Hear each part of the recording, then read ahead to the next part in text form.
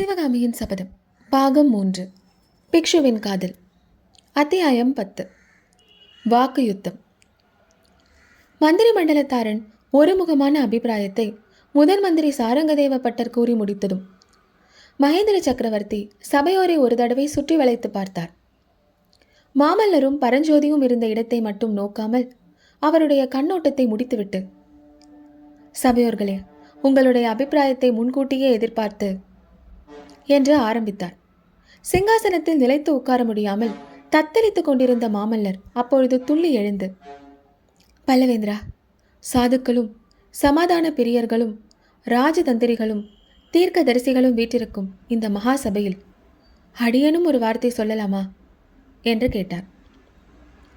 அவருடைய ஒவ்வொரு வார்த்தையும் சீரலுடன் நெருப்பை கக்கிக் கொண்டு வரும் அக்னி அஸ்திரத்தைப் போல் அந்த சபையில் இருந்தவர்களின் செவியில் பாய்ந்தது. மாமல்லருடைய அக்னி ஆஸ்திரங்களை மகேந்திரர் வருணாஸ்திரத்தை பிரயோகித்து அடக்க முயன்றார். மாமல்லா, என்ன இப்படி கேட்கிறாய்? பல்லவ சாம்ராஜ்யத்தின் சிம்மாசனத்திற்கு உரிமை பூண்ட குமார சக்கரவர்த்தி அல்லவா நீ? சாம்ராஜ்யத்தின் மந்திர ஆலோசனை சபையில் கலந்து கொள்ள உனக்கில்லாத உரிமை வேறு யாருக்கு இருக்கிறது? உன் மனதில் தோன்றுவது என்னவோ அதை தாராளமாக சொல். ஆனால் நான் உன்னுடைய தந்தை. இச்சபையில் உள்ளவர்கள் எல்லாம் வயதிலும் அனுபவத்திலும் முதிர்ந்த பெரியவர்கள். அதனால் எங்களை எல்லாம் அவமதித்து பேசும் உரிமையை நீ கோரமாட்டாய் என்று கருதுகிறேன்.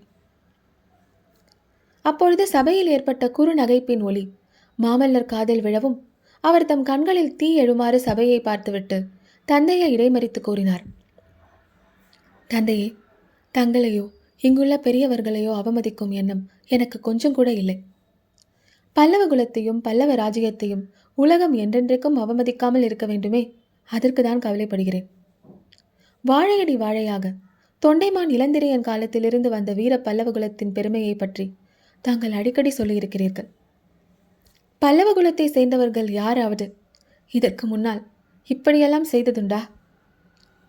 போர்க்களத்தில் எதிரியின் படைகளுக்கு புறம் காட்டி பின்வாங்கி வந்ததுண்டா? பகைவர்களின் படையெடுப்புக்கு பயந்து கோட்டைக்குள்ளே ஒளிந்து கொண்டதுண்டா? இதோ கடைசியாக இப்போது பல்லவ நாட்டுக்குள் படையெடுத்து வர துணிந்த பாதகனுடன் சமாதானம் செய்து கொள்ளப் போவதாக சொல்கிறீர்களே.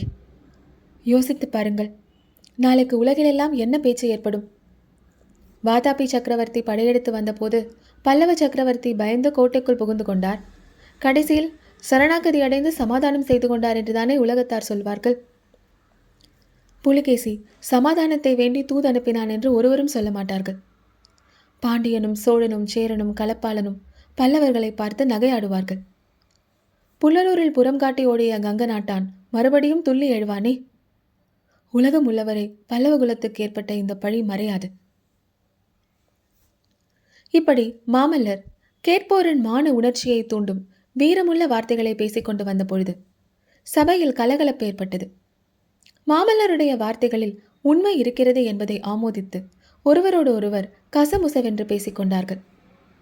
இந்த நிலைமையை தமது கூறிய கழுகு கண்களின் ஓரப்பார்வையினால் தெரிந்து கொண்ட மகேந்திர சக்கரவர்த்தி மாமல்லருடைய பேச்சின் நடுவே குறுக்கிட்டார். மகனே, உலகம் நீ நினைப்பது போல் அவ்வளவு பைத்தியக்கார உலகம் அல்ல. மனிதர்களும் அவ்வளவு முட்டாள்கள் அல்ல. அப்படியே இருந்தாலும் அதற்காக நானும் முட்டாள்தனமான காரியத்தை செய்ய முடியாது. அவசியம் இல்லாத பொழுது யுத்தம் நடத்த முடியாது. லட்சக்கணக்கான வீரர்களின் உயிரை வீண் வம்புக்காக பலி கொடுக்க முடியாது. காரணமே இல்லாமல் நாட்டின் பிரஜைகளை சொல்ல முடியாத கஷ்டங்களுக்கு உள்ளாக்க முடியாது. மாமல்லா, இந்த பல்லவ சிம்மாசனத்தில் நான் ஏறிய பொழுது, இந்த மணிமகுடம் என் தலையில் சூட்டப்பட்ட அன்று, இச்செங்கோலை முதலாக என்னுடைய கரத்தில் ஏந்திய உடனே இந்த நாட்டு மக்களின் உயிரையும் உடைமையையும் பாதுகாப்பேன், அவர்களுக்கு கஷ்டம் எதுவும் வராமல் தடுப்பேன் என்று நாடறிய சபதம் செய்தேன். வெறும் வீம்புக்காகவோ உலகத்தில் மூடர்கள் ஏதாவது சொல்வார்களே என்பதற்காகவோ அந்த சபதத்தை நான் கைவிட முடியாது என்ற கம்பீரமான குரலில் தலை நிமிர்ந்து கூறினார். ஆனால் மாமல்லருடைய அம்பரா தூணியில் இன்னும் சில பானங்கள் மிச்சம் இருந்தன. தந்தையே, இந்த பல்லவ நாட்டு பிரஜைகளை பற்றிதான் தாங்கள் கவலைப்படுகிறீர்கள் என்றால் அந்த கவலை தங்களுக்கு வேண்டாம். தெய்வாதீனமான காரணத்தினால் 7 மாதங்களுக்கு முன்னால் ஒரு சிறு கிராமத்தில் நான் 3 தினங்கள் வசிக்க நேர்ந்தது. அப்பொழுது அந்த கிராமத்து ஜனங்கள் பேசிக்கொண்டதை என் 2 செவிகளாலும் கேட்டேன்.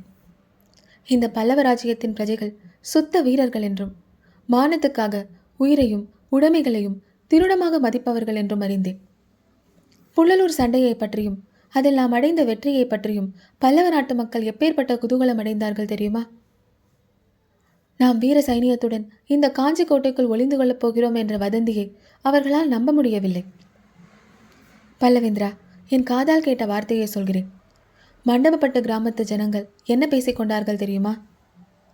மாமல்லனை போன்ற புத்திரனையும் பரஞ்சோதியை போன்ற தளபதியையும் படைத்த மகேந்திர சக்கரவர்த்தி புலிகேசிக்கு பயந்து எதற்காக கோட்டைக்குள் ஒளிந்து கொள்ளப் போகிறார்? ஒரு நாளும் அப்படி செய்ய மாட்டார் என்றுதான் பேசிக்கொண்டார்கள். புலிகேசி காஞ்சி கோட்டைக்குள் அருகில் வந்ததும் பல்லவ சைனியம் வாதாபி சைனியத்தோடு வீர போர் புரியும் என்று நம் பிரஜைகள் எதிர்பார்த்தார்கள். அவர்களை நாம் அடியோடு ஏமாறும்படி செய்துவிட்டோம். இப்போதாவது அவர்களுடைய நம்பிக்கையை மெய்ப்படுத்த எனக்கு கட்டளையிடுங்கள். இந்த கோட்டைக்குள் 1,00,000 பல்லவ வீரர்கள் எப்பொழுது போர் வரும் என்று துடித்து கொண்டிருக்கிறார்கள்.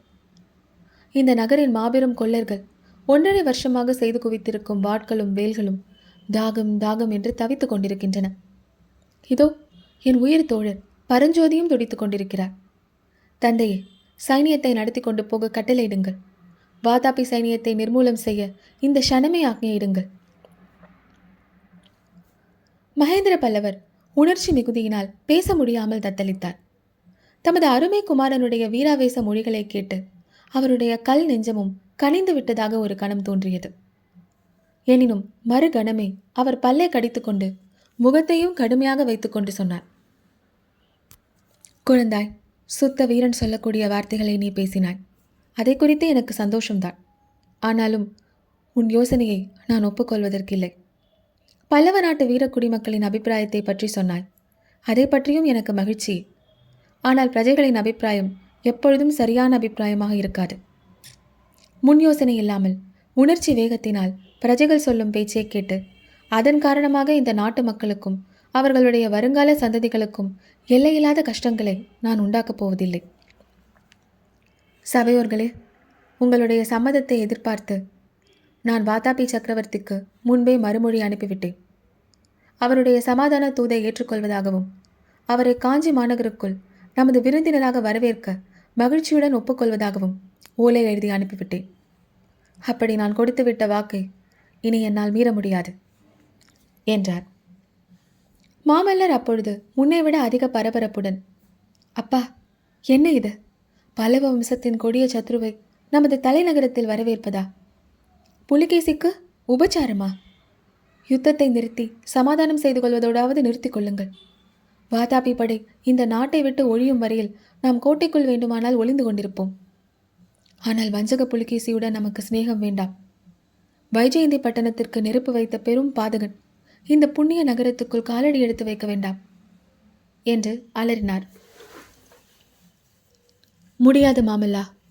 பல்லவ குலத்தினர் ஒரு தடவை கொடுத்த வாக்கை மீறுவது வழக்கமில்லை.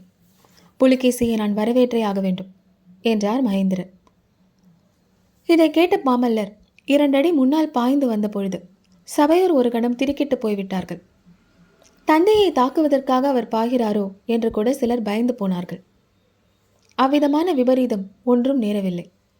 சக்கரவர்த்தியின் அருகில் வந்து கைகூப்பிக் கொண்டு, தந்தையே, வாதாபி சக்கரவர்த்தியை தாங்கள் வரவேற்றே ஆக வேண்டுமென்றால் எனக்கு ஒரு வரம் கொடுங்கள்.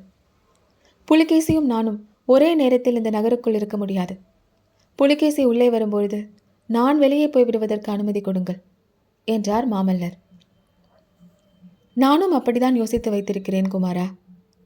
வாதாபி சக்கரவர்த்தி வெளியே வரும்பொழுது உன்னை வெளியே அனுப்பிவிடுவதற்காக தான் உத்தேசித்திருக்கிறேன். அதற்கு வேறொரு அவசியமும் ஏற்பட்டிருக்கிறது என்றார் சக்கரவர்த்தி. இந்த சமயத்தில் தளபதி பரஞ்சோதி ஒரு அடி முன்னால் வந்து, பிரபு, எனக்கும் குமார சக்கரவர்த்தியுடன் வெளியேற அனுமதி வேண்டும் என்று கேட்க மகேந்திரர் கூறினார், ஆஹா, அப்படியே. ராமன் போகும் இடத்திற்கு லக்ஷ்மணனும் தொடர்ந்து போக வேண்டியது நியாயம்தானே? நீங்கள் இருவரும் நம் சைனியத்தில் சிறந்த 30,000 வீரர்களை பொறுக்கிக் கொண்டு தயாராகுங்கள். வடநாட்டு சலுக்க சைனியம் படையெடுத்த சமயம் கோழைத்தனமாகவும் திருட்டுத்தனமாகவும் பல்லவ ராஜ்யத்துக்குள் பிரவேசித்த தென்பாண்டிய நாட்டானுக்கு அவசியம் ஒரு பாடத்தை கற்பிக்க வேண்டும். சீக்கிரமாக புறப்பட ஆயத்தமாகுங்கள். சக்கரவர்த்தியின் கடைசி மொழிகள் மாமல்லருடைய கோபத்தை தணித்து ஓரளவு உற்சாகத்தை அளித்ததோடு மந்திரி மண்டலத்தாரை ஒரே ஆச்சரிய கடலில் அழைத்துவிட்டன.